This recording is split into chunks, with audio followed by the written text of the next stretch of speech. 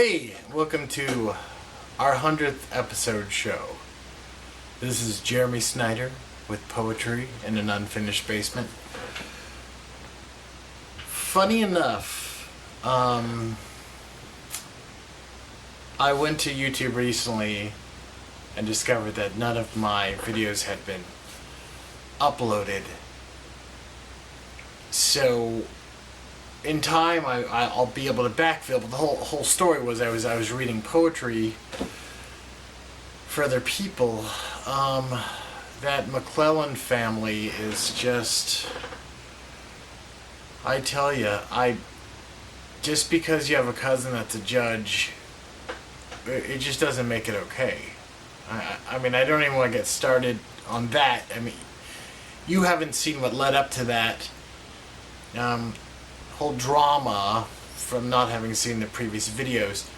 So I guess, you're kind of left out of the loop on that one. But at any rate, this is reading poetry in an unfinished basement with Jeremy Snyder. The 100th show. Yeah, it's been a long, arduous journey, and it's been rewarding and painful, and at times a bit taxing. Speaking of taxes. But I have a poem for you today. I kind of just dragged it out of the archives. So I was going to go ahead and read that for this episode. I had a whole thing planned. I was going to read a poem from every Pulitzer Prize winning poetry book for the last decade. We were going to cap it all off with Old Creepy Carpus. He was going to come in here and read some of his marvelous stuff that's just heartwarming, at the same time kind of sadistic, but it makes you smile. But Carpus is not going to be able to make it for reasons I will explain later. Maybe not in this show, but I guess you would have known more about Old Creepy Carpus had you seen the other episodes.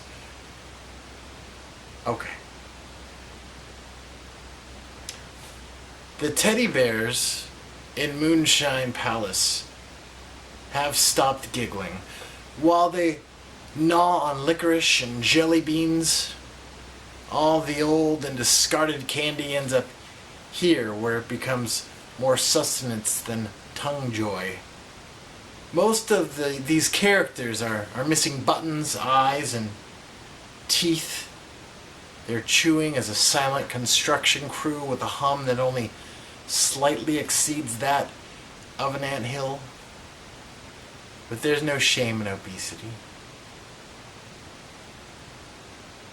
Now, thank you for joining me on the 100th episode of reading poems in an unfinished basement with Jeremy Snyder.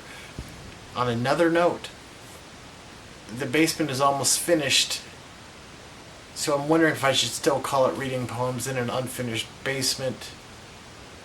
I guess for branding purposes, maybe I'll leave that.